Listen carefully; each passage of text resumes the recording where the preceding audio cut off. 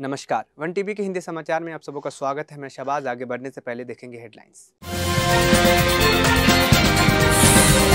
महाराष्ट्र में महायुति की बम्पर जीत। अजित पवार ने कहा, जनता ने विकास के मुद्दे पर हमें समर्थन दिया। टीपीसीसी प्रमुख महेश कुमार गौड का बड़ा बयान। अडानी समूह के खिलाफ आरोप साबित होने पर सभी समझौते रद्द कर देंगे कांग्रेस सरकार। केटीआर का चेतावनी। अगर स्पीकर ने दल बदलू विधायकों के खिलाफ आयुक्ता याचिकाओं पर समय पर कार्रवाई नहीं की तो सुप्रीम कोर्ट का करेंगे रुख। मध्य प्रदेश के विजयपुर उपचुनाव में कांग्रेस के मुकेश मल्होत्रा ने बीजेपी के रामनिवास रावत को 7,000 से अधिक वोटों से हराया। रावत की दोबारा गिनती की मांग।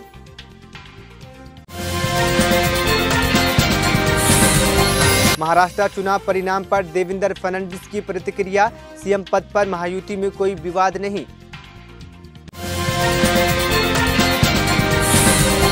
वायनाड उपचुनाव में प्रियंका गांधी की बड़ी जीत। रॉबर्ट वाड्रा ने जीत को लेकर खुशी जाहिर की। अब खबरें विस्तार से।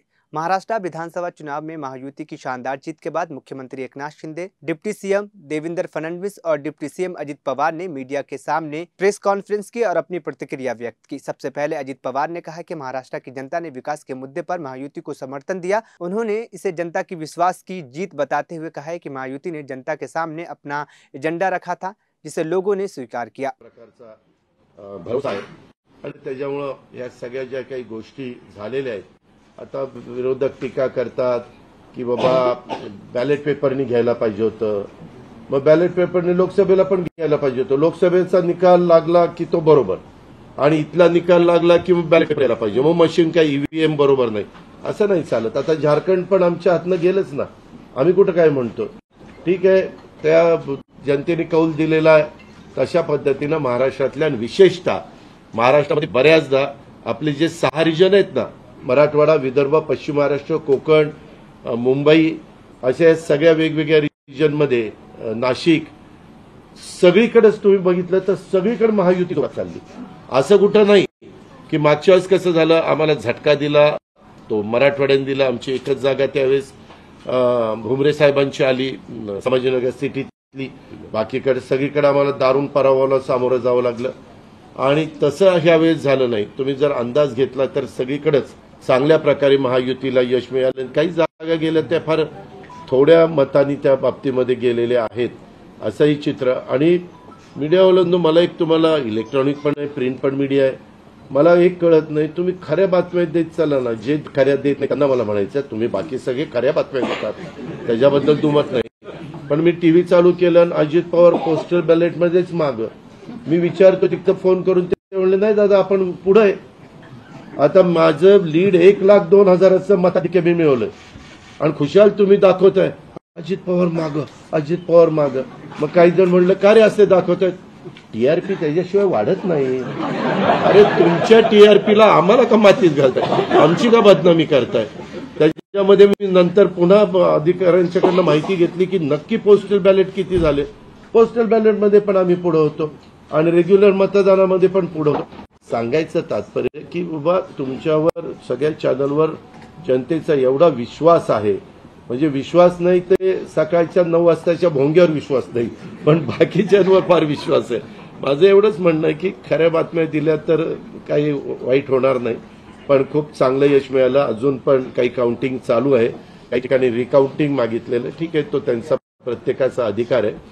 पण खरोखरीच सगळ्याच राज्यातली जबाबदारी आम्हा महायुतीवर वाढलेली आहे आणि त्या उलट आम्हाला अधिक जास्त बारकाईनं इथून पुढे काम करावं लागणार आहे, कारण एवढं दैदिप्यमान यश ह्या सगळ्यांनी मिळवून दिलेलं आहे आणि जनतेचे मानावे तेवढे आभार कमीच आहेत। म्हणजे काय आता त्यांच्याकरता, म्हणजे त्यांच्या ऋणातच आम्ही राहू इच्छितो आणि 5 वर्ष अक्षरशः अतिशय एकोप्याने ही युती शेवटपर्यंत कशा पद्धतीनं काम करेल आणि जनतेने टाकलेल्या विश्वासाला कुठल्याही परिस्थितीमध्ये तडा जाऊन दिला जाणार नाही।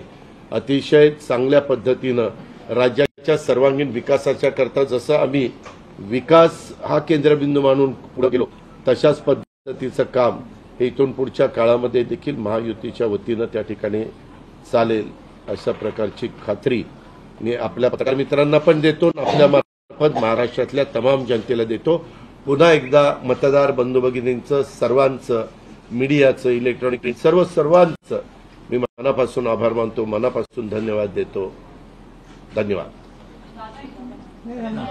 अरे मराठी मातृभाषा अभिजात भाषेचा दर्जा आत्ताच दिलाय ना, लगेच विसरायला लागला. नाही ते दिल्लीत बोलतात.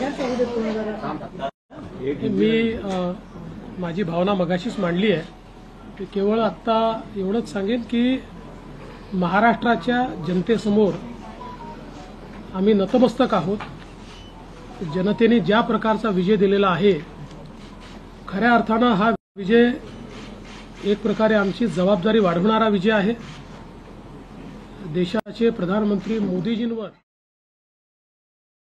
टीपीसीसी प्रमुख महेश कुमार गौड़ ने कहा है कि अगर गौतम अडानी के खिलाफ लगाए गए आरोप सही साबित होते हैं तो कांग्रेस सरकार अडानी समूह के साथ किए गए सभी समझौते को रद्द कर देगी। यह बयान उन्होंने बीआरएस के कार्यकारी अध्यक्ष केटी रामाराव द्वारा अडानी समूह के साथ किए गए सभी समझौते को रद्द करने की मांग पर प्रतिक्रिया देते हुए दिया। गौड़ ने आरोप लगाया कि प्रधानमंत्री नरेंद्र मोदी अडानी के वित्तीय अपराधों में शामिल हैं और अगर अडानी गिरफ्तार होते हैं तो मोदी को इस्तीफा देना पड़ेगा। उन्होंने ये भी कहा है कि अगर अडानी को गिरफ्तार किया जाता है तो कई अहम राज सामने आएंगे। गौड़ ने अडानी के खिलाफ भ्रष्टाचार और धोखाधड़ी के आरोपों की जांच के लिए जेपीसी गठित करने की मांग की है।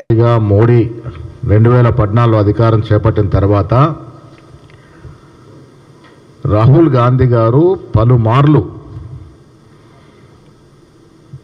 ప్రజలకిచ్చిన సందేశంలో ఈ దేశంలో ధనికుడికి బీదవాడికి వ్యత్యాసం పెరిగిపోతా ఉంది.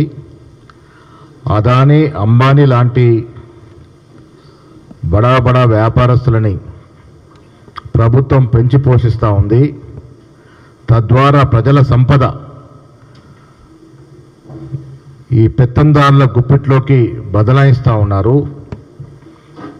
బీదవాడికి ఈ చర్యల వల్ల అధిక భారం పడి బీదవాడు ఇంకా బీదవాడిగా మారిపోతా ఉన్నాడంట ఒక మాట చాలా సందర్భాల్లో పత్రికల వాళ్ళు చెప్పడం జరిగింది. ఇవాళ కొత్తగా ఈ వాస్తవం చెబుతూనే ప్రధానమంత్రి గారు అదానికి అంబానీకి చాలా సందర్భాల్లో వెసులుబాటు కలుగజేస్తూ ఉన్నాడు. తద్వారా వారు ఊహించిన విధంగా అనుయంగా వారి సంపద పెరిగిపోతూ ఉంది అనే మాట చెప్తూ గతంలో మన దేశంలో ఉన్నటువంటి సెబీ చైర్మన్ మాధవి బుచ్ గారి యొక్క పక్షపాత వైఖరి వల్ల ఏమీ చేయలేకపోతా ఉన్నారు. దానికోసం జాయింట్ పార్లమెంటరీ కమిటీ ద్వారా దీని మీద ఎంక్వైరీ చేయించాలి, వాస్తవాలు బయటికి తీసుకురావాలి, అదానిని అరెస్ట్ చేయాలంటే మాట చాలా సందర్భాలు చెప్పారు. మోడీ ఇవన్నీ కూడా పెడిచోని పెట్టినాడు. కారణం ఏంటంటే ఒకసారి జేపీసీ కాన్స్టిట్యూట్ చేయబడి నిష్పక్షపాతంగా ఎంక్వైరీ జరిగితే మోడీ గారు ప్రధానమంత్రిగా పదవి బాధ్యతలను తప్పుకోవాల్సిన పరిస్థితి వస్తుంది. దీంట్లో బాహటంగా మోడీ యొక్క పాత్ర వల్లే అదానీ ఈ దురాఘాతకాలకు పాడిపోతున్నారని వాస్తవం. నిన్న సెబీకి సమానమైనటువంటి సంపత్తి కలిగినటువంటి సంస్థలాగానే అమెరికాలో సెక్యూరిటీ ఎక్స్చేంజ్ కమిషన్ బాహటంగా అదానీ యొక్క కుంభకాన్ని బయటపెట్టడం జరిగింది. అందులోనూ మన దేశంలో 4 రాష్ట్రాల్లో ఆంధ్రప్రదేశ్, తమిళనాడు తదితర రాష్ట్రాల్లో దాదాపు 2000 కోట్ల ముడుపులు ప్రభుత్వంలో ఉన్నటువంటి పెద్దలకి అధికారులకి ముట్ట చెప్పినారు.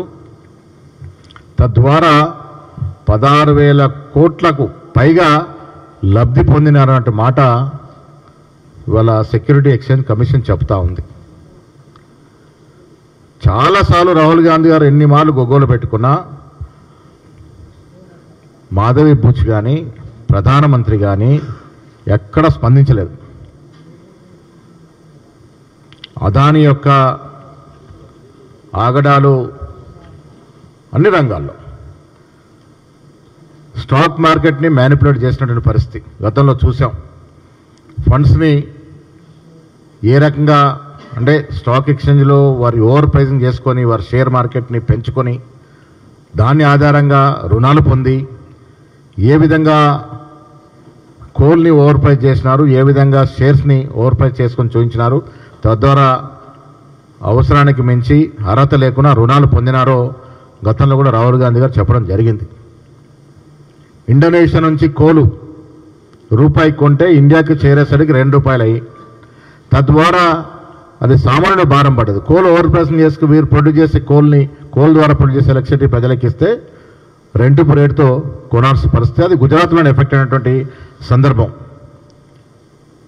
అదానీ గ్రూపు ఈ ఆగడాల వల్ల డిస్కమ్స్ కొనుక్కోవడానికి కరప్ట్ చేసి, అధికారుల్ని నాయకుల్ని కరప్ట్ చేసి ఓవర్ ప్రైస్తో డిస్కమ్స్ కొనడం, ఆ కొన్న ఓవర్ ప్రైస్ డిస్కమ్ కొన్న ద్వారా ఆ అధిక భారం అంతా ప్రజల మీద మార్పిడి చేయడం. ఈ రకంగా 1, 2 కాదు, అన్ని సంస్థల్ని మోసం చేస్తూ వచ్చినారు. వీరికి అమెరికాలో కూడా వ్యాపారాలనే కాబట్టి అమెరికా చట్టాల రీత్యా కూడా అమెరికాలో నుండి ఇన్వెస్టర్స్ కూడా మోసం చేసినారు. ఓవర్ ప్రైస్ ద్వారా అక్కడ ఇన్వెస్టర్స్ కూడా మోసపోయినారు. కాబట్టి వీరికి శిక్షకి అర్హుడు అనే మాట ఇవాళ FBI కానీ అమెరికా నిఘా సంస్థగా తేలుస్తున్నట్టు సందర్భం. ఇంత మొట్టికాయలేసి ఇంత బాహటంగా ఈ విషయాలు బయటకు వచ్చినప్పటికీ కూడా ప్రధానమంత్రి గారు దేని మీద స్పందించట్లేదు. కారణం మళ్ళీ చెప్తా ఉన్నా, అదాన్ని అరెస్ట్ అవుతే ప్రధానమంత్రి రాజీనామా చేయక తప్పదు. వాస్తవాలు బయటకు వస్తాయి. ఇవన్నీ విషయాల్లో లోతుగా వెళ్ళినప్పుడు 2014కి అదాని సంపద ఎంత, వారి ఆస్తులు ఎంత, ఈ 10 ఏళ్లలో ఎన్ని రేట్లు వారు పెరిగినారు ఒక్కసారి బేరు చేసుకుంటే, లోతుగా ఆలోచిస్తే ఇది ప్రపంచంలోనే సాధ్యపడిన విషయం. కేవలం 10 ఏళ్లలో వారు ఆర్థికంగా పెరిగిన రీతి చూస్తే ఇది ఆశ్చర్యకరం. కేవలం అధికార యంత్రాంగం, కేంద్ర ప్రభుత్వం వారికి బాసటగా ఉండడం వల్లే ఇన్నంతలుగా అక్రమంగా పెరిగారనేది వాస్తవం. రాహుల్ గాంధీ గారు చెప్పడం, చట్టరీత్యా ఎవరనే దేశంలో వ్యాపారం చేసుకోవచ్చు, బట్ చట్టాలని ఉల్లంఘించి बीआरएस के कार्यकारी अध्यक्ष केटी रामाराव ने कहा है कि अगर विधानसभा स्पीकर दल बदलू विधायकों से संबंधित आयुक्ता याचिकाओं पर समय पर कार्रवाई नहीं करते तो वह सुप्रीम कोर्ट का दरवाजा खटखटाएंगे। केटीआर ने यह बयान हाल ही में हुई हाईकोर्ट के खंडपीठ द्वारा दिए गए फैसले के बाद आया है, जिसमें कुछ विधायकों से संबंधित आयुक्ता याचिकाओं पर विचार किया गया था। केटीआर ने हाईकोर्ट के मुख्य न्यायाधीश के उस बयान का हवाला दिया जिसमें उन्होंने याचिकाओं पर शीघ्र निर्णय लेने की बात कही गई थी। यह टिप्पणी बीआरएस के विधायक कौशिक रेड्डी और केपी विवेकानंद तथा भाजपा नेता महेश्वर रेड्डी द्वारा दायर याचिकाओं से जुड़ी हुई है, जिसमें बीआरएस के 3 विधायकों को आयोग ठहराने की मांग की गई है। मध्य प्रदेश के विजयपुर विधानसभा उपचुनाव में एक सनसनीखेज परिणाम सामने आया है, जिसमें कांग्रेस उम्मीदवार मुकेश मल्होत्रा ने बीजेपी के वन मंत्री रामनिवास रावत को 7,000 से अधिक वोटों से हराकर सबको चौंका दिया। आमतौर पर उपचुनावों में सत्तारूढ़ सरकार के उम्मीदवार को जीत हासिल होती है, लेकिन इस बार रावत को करारी शिकस्त का सामना करना पड़ा। रावत, जो पहले कांग्रेस के टिकट पर चुने गए थे और बाद में बीजेपी में शामिल हो गए थे, ने ईवीएम पर सवाल उठाया है और चुनाव आयोग से वोटों की दोबारा गिनती की मांग की है।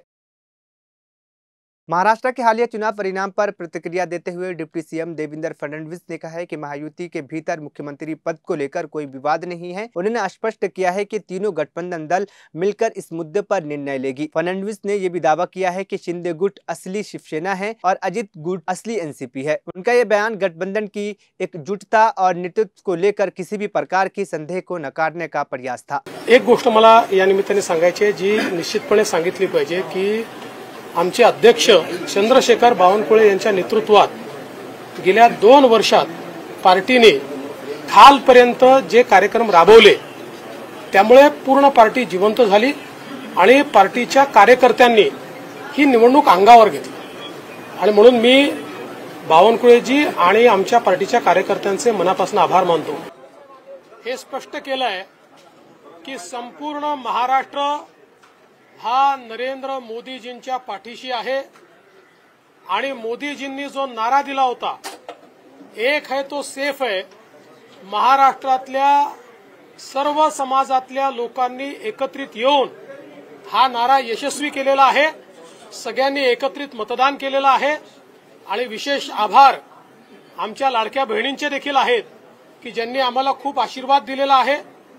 यासोबत खऱ्या अर्थानं जो फेक नरेटिव्ह तयार करण्यात आला होता त्या फेक नरेटिव्हच्या विरोधात लढणाऱ्या ज्या वेगवेगळ्या संघटना आहेत राष्ट्रीय विचारांच्या त्या संघटनांचा विजय आहे आणि विशेषतः जे मतांचं ध्रुवीकरण करण्याचा प्रयत्न या महाराष्ट्रामध्ये महाविकास आघाडीने केला होता त्याच्या विरोधात लोकांमध्ये जनजागृती करणारे आमचे विविध पंथांचे जे संत आहेत त्यांचा देखील हा विजय आहे की ज्यांनी महाराष्ट्राला एक ठेवलाय।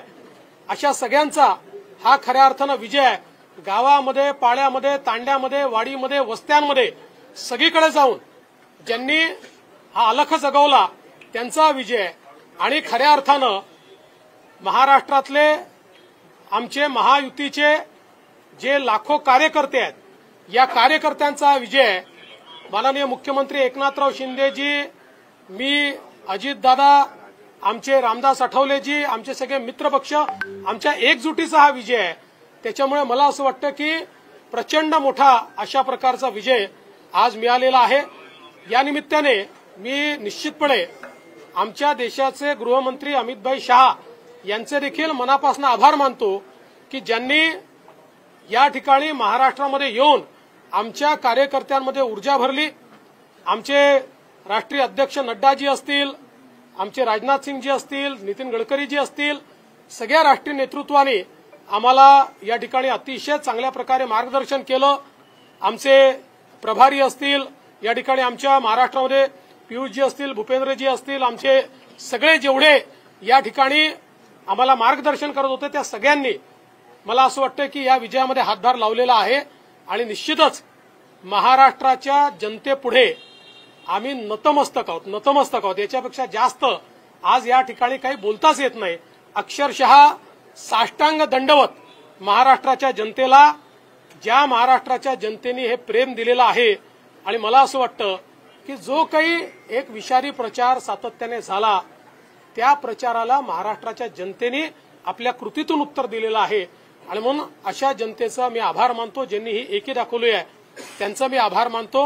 आणि मी सांगितलं होतं की आम्ही आधुनिक अभिमन्यू आहोत, आम्ही चक्रव्यूह तोडून दाखवू।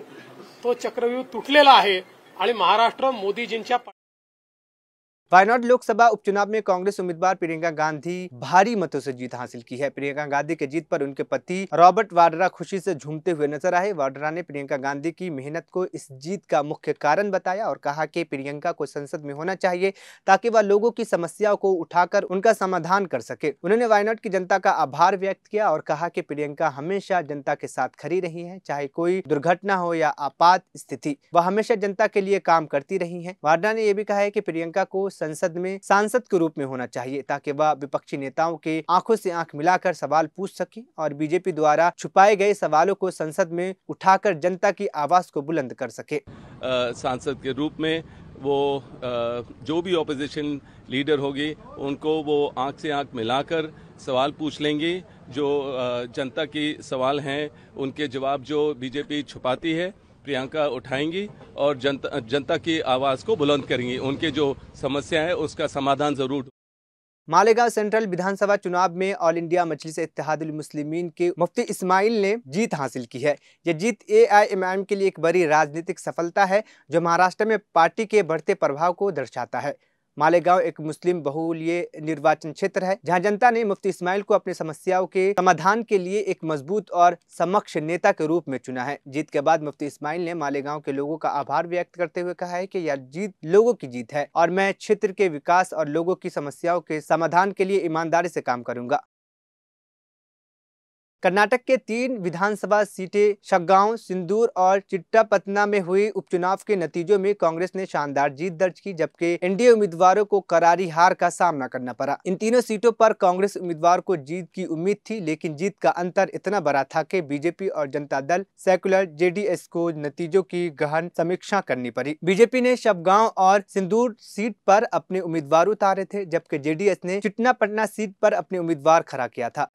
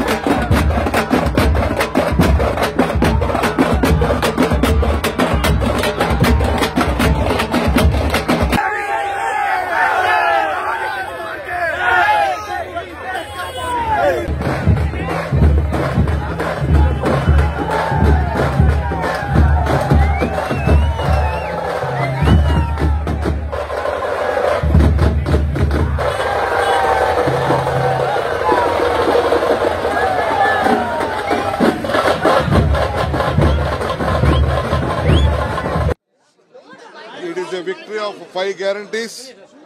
It is the victory of the common man. It is the victory for development.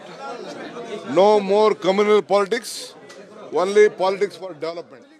Bharat और ऑस्ट्रेलिया के बीच पर्थ टेस्ट के दूसरे दिन शनिवार को भारत ने अपनी दूसरी पारी में नाबाद 172 रन बनाकर एक मजबूत स्थिति बनाई। यशस्वी जायसवाल और केएल राहुल की अर्धशतकीय पारियों की मदद से भारत ने बिना किसी नुकसान के 218 रनों की बढ़त हासिल की। पहले दिन पिच पर सीम मूवमेंट था, लेकिन दूसरे दिन गेंदबाजों को मुश्किलें कम आई। ऑस्ट्रेलिया टीम पहले दिन 7 विकेट के नुकसान पर 67 रन बना पाई थी और दूसरे दिन स्टॉक की 26 रनों की पारी के बावजूद भारत की बढ़त मजबूत बनी रही। भारत की शानदार गेंदबाजी के चलते जसप्रीत बुमराह ने 5 विकेट और हर्षित राणा ने 3 विकेट लेकर ऑस्ट्रेलिया को पहली पारी में 46 रनों से पीछे छोड़ दिया। आखिर में हेडलाइंस फिर। महाराष्ट्र में महायुति की बम्पर जीत, अजित पवार ने कहा, जनता ने विकास के मुद्दे पर हमें समर्थन दिया। टीपीसीसी प्रमुख महेश कुमार गौड का बड़ा बयान, अडानी समूह के खिलाफ आरोप साबित होने पर सभी समझौते रद्द कर देंगे कांग्रेस सरकार। केटीआर का चेतावनी, अगर स्पीकर ने दल बदलू विधायकों के खिलाफ आयुक्ता याचिकाओं पर समय पर कार्रवाई नहीं की तो सुप्रीम कोर्ट का करेंगे रुख। मध्य प्रदेश के विजयपुर उपचुनाव में कांग्रेस के मुकेश मल्होत्रा ने बीजेपी के रामनिवास रावत को 7,000 से अधिक वोटों से हराया। रावत की दोबारा गिनती की मांग।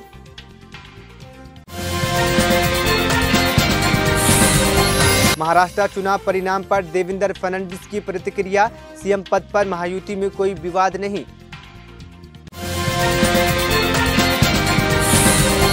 वायनाड उपचुनाव में प्रियंका गांधी की बड़ी जीत, रॉबर्ट वाड्रा ने जीत को लेकर खुशी जाहिर की। 1TV हिंदी समाचार यहीं पे खत्म हुआ। मुझे दीजिए इजाजत, फिर होगी कल मुलाकात।